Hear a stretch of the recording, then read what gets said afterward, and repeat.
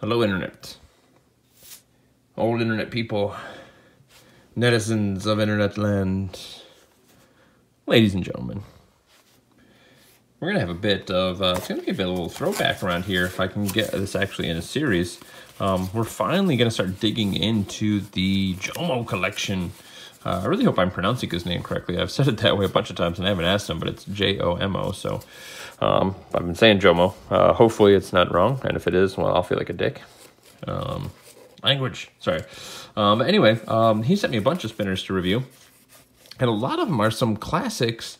And in particular, a lot of them are all 608s as well. So it's going to be kind of interesting for me because I don't have a tremendous amount of experience with 608s. Really just a handful here and there. And 608s are pretty fantastic. So let's get into it, shall we? Today we've got a double feature of the Cognito by LMS Gear. So let's take a look at what we got. So we've got certificate of authenticity. We've got the, let me just show you here, the copper, see? And we've got the, get out of the way box, titanium. So let's take a look at what we got here. So when I was getting ready to do this video, I kind of had some thoughts in my head about what I was going to say about these guys. And the reality is, I was about to come in and say kind of like, you know, I don't have a thing, there's not a lot of like cog style spinners that I really enjoy all that much, to be honest with you. And then I started fidgeting with these. And, you know, I've got actually a pre-order going on a brass one of these. And I kind of have changed my mind a little bit in some ways, but you know what the reality is a lot of it has to do with the bearing as well. So maybe we'll just get that out of the way. Let's see what we got going on. The bearing game in here. Oh, look at that. Some full ceramic zirconium oxide ZRO2s. Wonderful, wonderful bearings that he's rocking in here. And I've been preaching feedback a lot lately, you've heard me. And if you want feedback, man, I'll tell you what.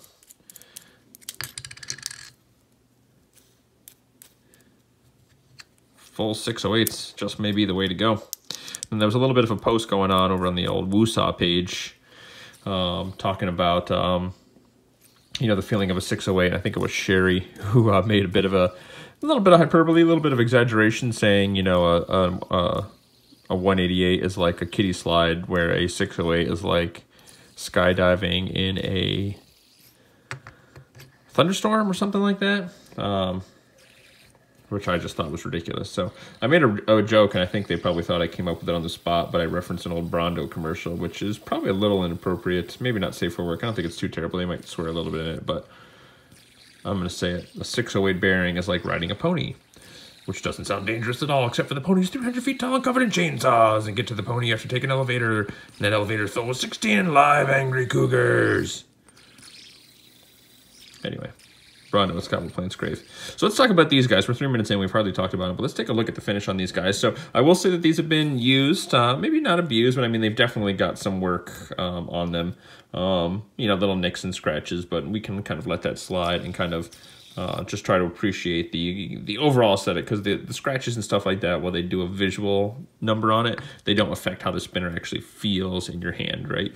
How do the corners, how does the machining actually work, how does it feel? So the titanium is very interesting. I kind of went back and forth, and it's kind of a very interesting thing, especially with two materials this different, to really have them side by side. I mean, certainly some people have spinners where they're the same spinner and they've got them in a bunch of different materials, but I think as a general rule, you don't see that with every spinner that you get. And it's funny how different these guys behave and how different they feel in the different finishes or the different materials. So first and foremost, the titanium I was actually really enjoying more than I thought I would for kind of a lighter spinner. Now, a lot of times, see that like light reflecting and changing because of the machining, like see the brushed finish, I guess.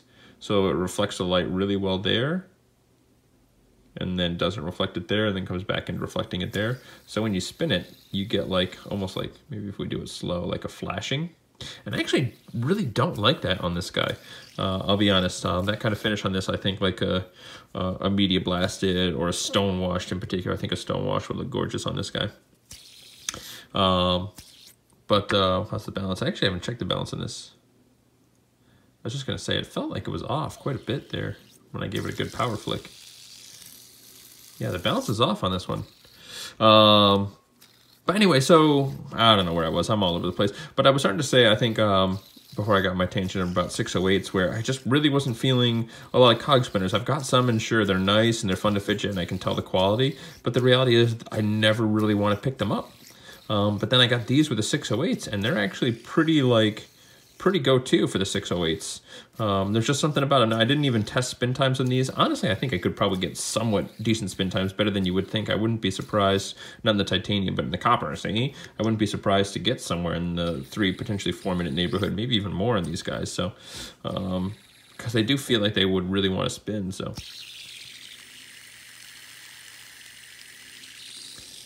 I mean, you're not really getting that sort of slowdown that I kind of came to expect with 608s.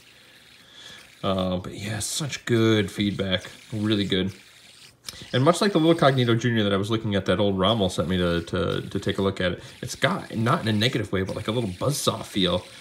These edges, especially on the copper, so the titanium, just with the material itself, these corners, despite being a lighter material, actually feel a little sharper and aren't quite as comfortable. So for me, we're probably just going to put this down. I kind of almost have to write this one off. I did like it more than I thought I would, and actually in fidgeting this, I was like, yeah, this is good. And then I started using this one, and then every time I went back to this one, I was like, oh, this is kind of nice. And then I go back to this one, I'm like, no, this is a lot better. And then I use this again, I'm like, yeah, this is pretty nice. And then use this again, oh, this is a lot better. So as that train has gone on down the rails, I just keep coming back to appreciating the weight of this guy more. So speaking of weight, let's weigh him. Speaking of weights, boy, you're gonna carry that weight. Carry that weight. 57 grams if you didn't see it. 102 grams. Oh, yeah, almost double. That's why. So we'll set you right there. Really, really nice. So especially with this, the machining, the edges, they feel very similar when you're just kind of feeling it maybe a little bit softer, but when you're fidgeting it, you can really feel the difference. In the copper, it's just a much softer pull. And like, look at the finish on here. Like, it's a pretty nice weathered, worn finish. Like, whatever he's doing with his oxide and stuff like that is... whatever his oxidation method is or whatever he's using, just gives it a really excellent patinaed antique look. You know, the honeycomb pattern on here is a really neat pattern too. So he offers a bunch of different patterns. Obviously he does a plain one, he does this honeycomb, he's got this sort of swirl. There might be one other I can't think of, but they're pretty neat. And the buttons on here, the buttons really work on these guys. You've seen me with the superconductor versions. Yeah, why don't we just throw them on there? Why not? They deserve it, right? They deserve. Oh no, they can't. It's a 608. I mean, it might fit a little bit, but it's going to be loose, so we're not even gonna mess around with it. But yeah, they offer a lot. They feel like they offer more grip on something like this. I don't know if it's the size, the weight, what's going on, but I'm really appreciating the buttons on here. I think they really are perfect. And I love that the buttons aren't an afterthought. Like this style of button that he's got going on is very specific to him, but it works. Right, when you just kind of like throw any old buttons on a spinner, that really kind of ruins it. You really got to think about what buttons you're putting on there, what shoes you're putting on there. So, but yeah, really nice and fidgetable. Obviously, since it's a gear, what can we expect from a gear? The gyroscopic effect is going to feel very balanced, very smooth. You're not going to feel a lot of pull. Obviously, it's not a bar, so there's no judder. Being that it's a gear, it doesn't matter how you fidget with it, you're always going to have something to run into, right? It's that cog style spinner, so there's no point in trying to miss anything. These cuts are deep enough to really let you get some good purchase and get some good pulls. This textural on the top allows you to pull. I mean, the reality is your finger's going to be catching more in these grooves, but you don't feel like it's slipping. If you really just wanted to pull along the top, you can do that. And because these buttons are kind of rounded in, it's not a problem rubbing your finger against the buttons, pulling it like that. And again, can we say 608s, man? I think we all got caught up, you know, 608s were what came out, and then everybody started using 188s, and kind of like that's where makers went, and we as a community were demanding them. But I think going back and looking back at some of these classics, you know, like there's a different type of performance there. You know, everybody cares about spin time, but sometimes it's about that feel in hand. And let me tell you, like, this is one of those ones that has an excellent hand feel. So, and again, with that 608, that feedback, that feeling that you get, you know, it's sort of like skydiving in a thunderstorm to try and land on a 300-foot tall pony covered in chainsaws with an elevator filled with 16 angry cougars. You know, just sometimes what it's like. You know what I'm saying, Internet? You know what I'm saying? That Brondo's got plants grave, y'all. What else? Anything else can we say? I guess it comes down to, can I recommend this? Now for me, especially in the 608, I'm really appreciating this a lot more, but it's still, at the end of the day, still is a cog spinner and a gear spinner. And for me, I'm really realizing that they don't quite have enough character for me. The 608 goes a long way in helping it and really bringing it up to where, like, this is actually a spinner I'll think about, like, yeah, maybe we'll grab this one today.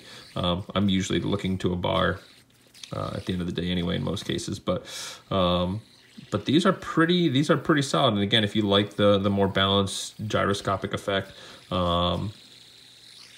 you know, like, so if you're liking tris and you're liking quads and you're liking cogs and gear style spinners, then these are fantastic. This is definitely one of the better ones that I've fidgeted with and played with. So I can definitely recommend it. Now, the problem is he's often sold out, especially like, you know, some of his more exotic materials, like the tungsten, I think sold out pretty quick. I'm not 100% sure. Like his superconductor button sold out in like minutes. So I know he's one of those guys that it's a bit of a commodity, can sometimes be tough to get. I think he did have a pre-order. He might still have a few things up for pre-order, so check out the website to see. I think the ones, even if they're not coming with a 608, they essentially come with a core that probably with a bearing removal tool you could pop out and throw a 608 bearing in there. So you probably can still get 608 versions, because I think that's sort of maybe how they all are. So, but I can't say for sure. But what I can say is, oh, that's actually pretty neat. I don't know how have I not done that yet? That's really nice on that honeycomb pattern, y'all. Slowing it down with your finger. Did we say everything that needs to be said? Kind of talked about the 608 a little bit. Give it the, what's my recommendation? I think I started talking about it, but didn't actually give it the recommendation. I got to give it maybe a 1 to a 1.5 thumbs up. I think for this style spinner, it's definitely at least a 1.5 thumbs up, but for me, and it's funny because I actually have a brass one on pre-order coming in just because I really wanted to get it, but I don't know if I'm really going to want to spin it that much. So when it comes in, I'll look at it, I'll probably review it, and then I may look to sell it. So if someone really wants one of these, we'll wait until I get my brass one, and if they're not still on pre-order, you can't get one. So and maybe we'll make a deal. We'll see. But then again, I might fall in love with it because it is pretty nice, and it'd be interesting to try with a 608 and see the difference. So anyway, big shout out to Jomo. Thanks, bud. We'll have more of the Jomo collection coming up soon. So stay tuned, y'all. Kisses.